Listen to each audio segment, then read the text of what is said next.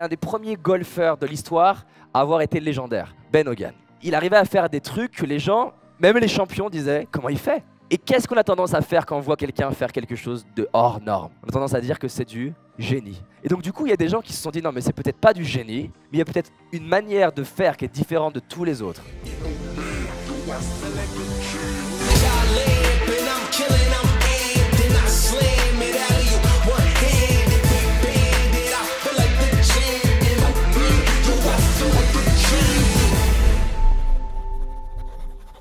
Il y a plein de gens qui vont passer leur vie à faire des vidéos, ou passer leur vie à faire des speeches, ou passer leur vie à utiliser un instrument de musique, ou passer leur vie à faire quoi que ce soit, et en pensant qu'à partir du moment où ils font quelque chose, ça garantit de produire un résultat hors ordinaire, hors de l'ordinaire.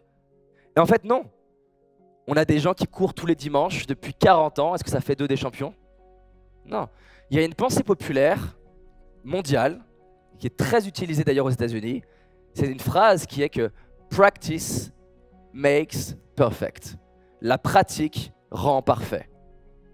Plus tu pratiques, meilleur tu es. Si on complétait cette phrase, pratiquer, practice, te rend pas parfait, te garantit juste d'être pas mauvais. C'est-à-dire qu'effectivement, si tu prends mon anglais de il y a 10 ans, mauvais, le simple fait de m'immerger dans un pays anglophone, est-ce que ça a fait progresser mon anglais? Oui, parce que quand tu es mauvais, le simple fait de démarrer et faire quelque chose, ça te fait progresser. Si tu n'as jamais fait de vidéo, est-ce que faire des vidéos va te rendre plus à l'aise, plus percutant, meilleur communicant? Oui. Si tu maîtrises pas, je sais pas, un instrument de musique, est-ce que le simple fait de pratiquer va te rendre meilleur avec cet instrument? Oui aussi. Est-ce que ça va faire de toi quelqu'un qui peut donner des frissons à des gens dans ta manière d'utiliser ta guitare? Non. Et c'est hyper important de comprendre ce truc-là parce que là où ça pose une question, c'est à vous de voir si c'est grave ou pas, je ne sais pas. C'est si tu as un rêve de produire tel résultat qui est hors de l'ordinaire et que la manière d'aller là-bas, c'est de faire comme le coureur du dimanche. Et ce que je constate beaucoup dans l'univers du développement personnel, c'est que c'est ça. Les gens mettent sur le papier des rêves de l'ordre de « je veux faire 1 million ». Mais tout le monde n'aura pas 1 million, c'est statistique. Je veux avoir tel corps, le corps de Brad Pitt dans 3 au moment où il a bon éclairage et qu'il a fait les abdos avant. Ok, c'est possible. Mais c'est difficile d'avoir le corps de Brad Pitt dans 3 avec la nourriture de Monsieur et Madame Tout-le-Monde. Et les réflexes de Monsieur et Madame Tout-le-Monde. Et je me disais, mais qu'est-ce qu'ils font? Comment ils s'entraînent? Parce qu'effectivement, les champions ne s'entraînent pas de la même manière. Les plus grands orateurs que j'ai rencontrés, pas de la même manière. Et je l'ai vu vraiment de partout. Il y a d'un côté ce qu'on va appeler la pratique ordinaire et de l'autre côté la pratique délibérée. Si vous allez sur Internet, c'est un vrai terme scientifique, en anglais deliberate practice, et qui est né à la base de l'étude d'un des premiers golfeurs de l'histoire à avoir été légendaire, Ben Hogan. Et Ben Hogan, il arrivait à faire des trucs que les gens, même les champions, disaient « comment il fait ?»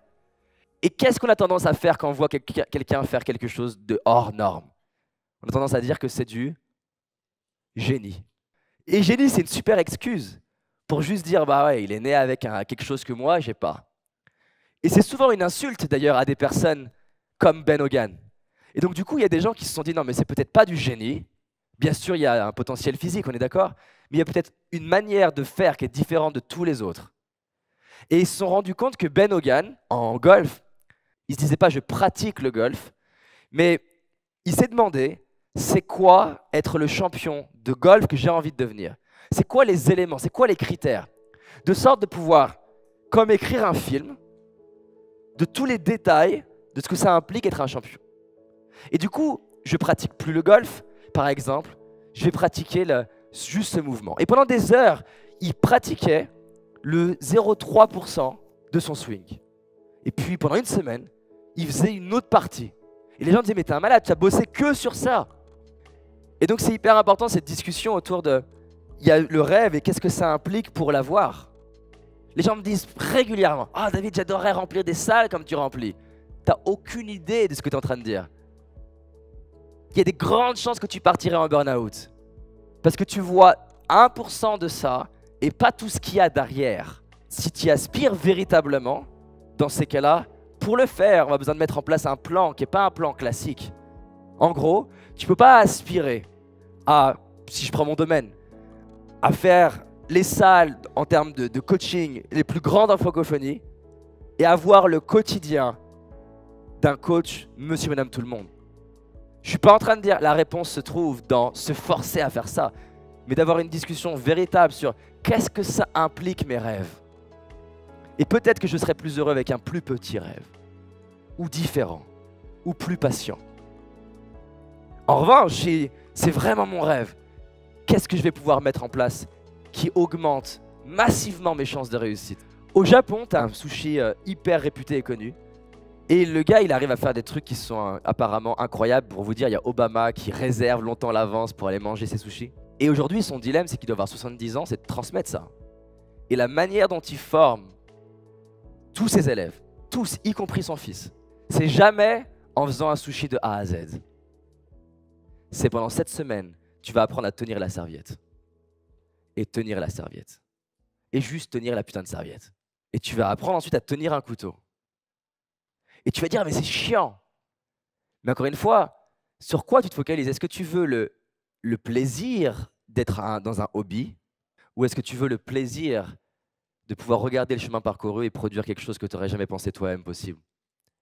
Parce qu'en réalité, c'est le seul moyen que le cerveau a d'apprendre après la couche où tu rentres dans l'ordinaire. Parce que pratiquer ne suffit pas. Et j'insiste, c'est hyper important. Au début, le simple livre que tu lis suffit à déjà avoir un changement dans ta vie. Parce que tu pars de rien. Au bout d'un moment, les notions, tu les as entendues. Au bout d'un moment, les réflexes de ce que c'est parler en public, je les connais. Au bout d'un moment, comment raconter une histoire, je le sais. Et c'est le moment où tu stagnes, c'est le moment où justement tu as suffisamment de fondamentaux pour que ça soit OK. Qu'est-ce qui se passe? Vu que monsieur, madame, tout le monde n'est pas formé au coaching, avec peu en réalité, tu parais waouh. Les gens disent waouh, tu poses des super questions, waouh. Et c'est là où tu commences à te dire c'est bon. Donc j'aimerais que vous posiez la question. L'homme ou la femme que vous avez envie de devenir, tu as un rêve. Il est là, vous le voyez? Vous voyez votre rêve? Est-ce que vous êtes d'accord que ce rêve-là, qui se réalise, c'est la conséquence de qui tu deviens? Que la vie que vous avez aujourd'hui, c'est la conséquence de qui vous êtes? Tes comportements, tes réflexes, tes habitudes, comment tu te parles à toi-même, ce que tu manges, qui tu côtoies.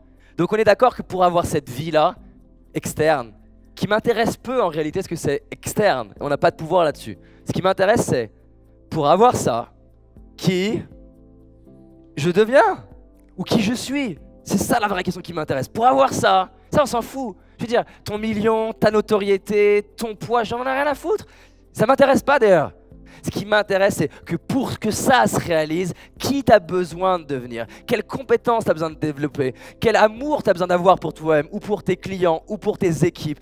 Quelle certitude ou quelle manière de t'exprimer? Ce qui m'intéresse, c'est qui on va devenir. Pour avoir votre rêve, la vraie question à se poser, c'est qui j'ai besoin d'être? Ou de révéler si tu veux le voir autrement, dans le sens que tu l'es déjà, ce qui est vrai aussi. Je vais vivre des échecs, je vais faire des erreurs, on va me critiquer, ça va peut-être prendre plus longtemps que prévu, mais on s'en fout. Parce que le but de tout ça, au final, c'est qui je deviens. Si tu as envie d'aller plus loin, j'ai réalisé une formation complète et gratuite, les 10 prérequis à la réussite. Vraiment 10 choses que si tu les fais et si tu les pratiques, ça va changer ta trajectoire de vie, mais pas de 10%. Ça va faire passer ta vie de là à là. Et en plus de ça, on verra ensemble 10 schémas internes limitants qui t'empêchent de réussir sans même que tu en aies conscience. Clique sur le bouton qui apparaît juste là. Cette année, c'est notre année.